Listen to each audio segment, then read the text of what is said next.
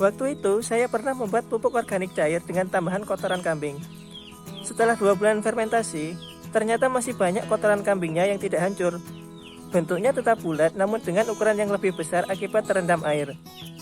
Dan di sini juga ada kotoran kambing yang sudah saya diamkan berbulan-bulan, tetapi bentuknya masih utuh, tidak hancur.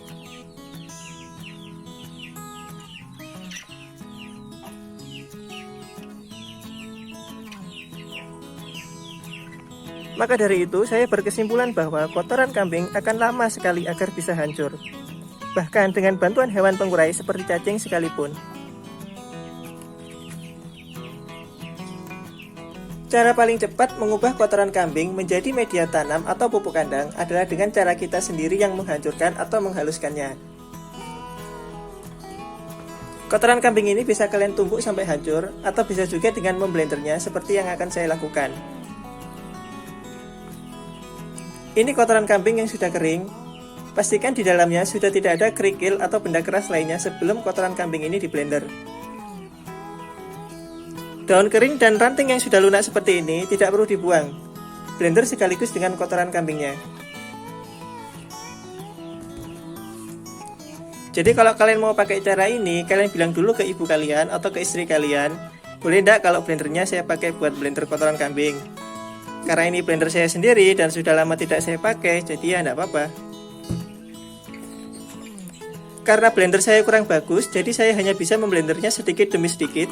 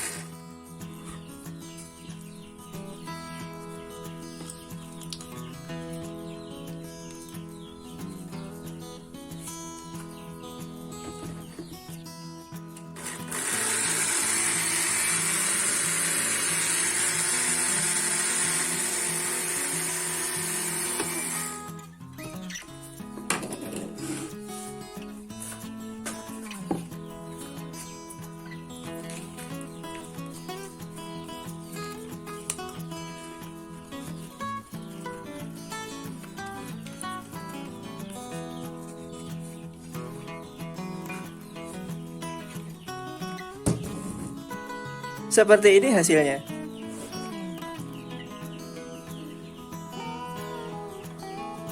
Setelah itu kalian saring untuk memastikan bahwa semua kotoran kambing benar-benar hancur. Jika masih ada yang belum hancur, kalian blender lagi.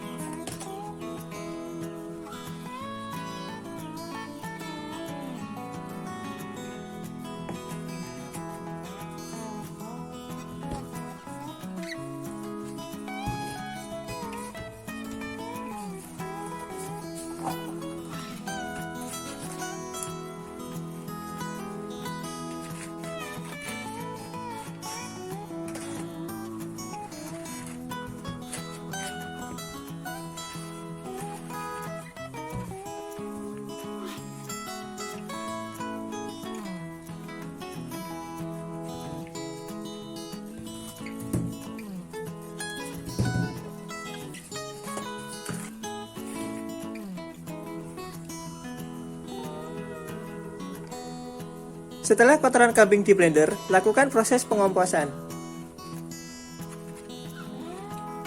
Kalian bisa menambahkan mol atau E4 ke dalam media kompos agar proses pengomposan bisa lebih cepat selesai, atau bisa juga tanpa menambahkannya, hanya didiamkan begitu saja, tetapi tetap menjaga dua syarat wajib pengomposan seperti yang akan saya jelaskan berikut ini.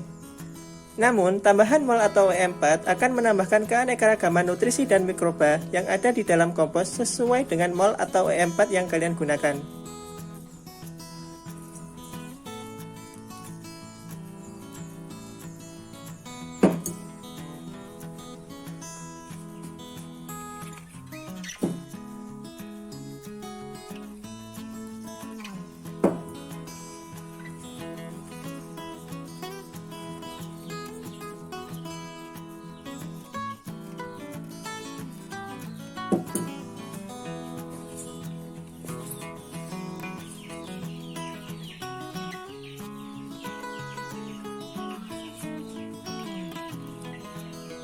Logika kompos, semakin kecil bahan organiknya, semakin cepat kompos akan jadi.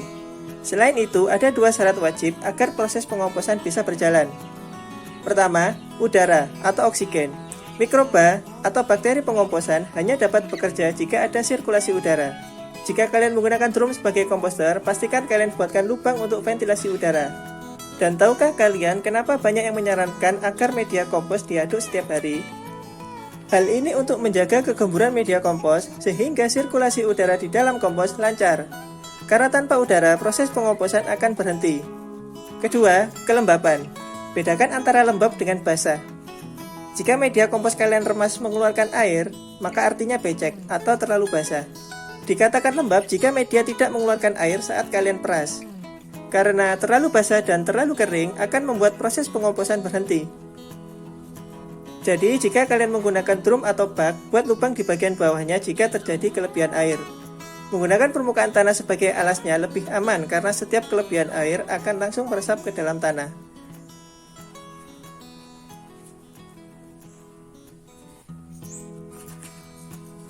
Dan tahukah kalian, kenapa media kompos selalu diberi penutup pada bagian atasnya?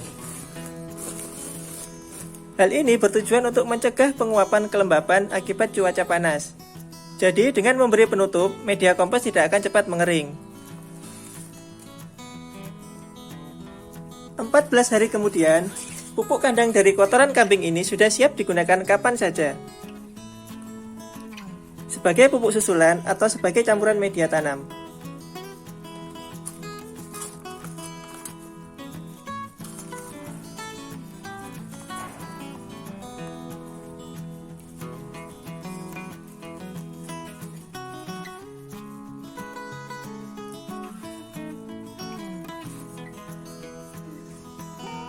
Oke, sekian dulu, semoga bermanfaat. Share ke temanmu yang butuh pupuk kandang cepat. Like kalau suka, dan terima kasih.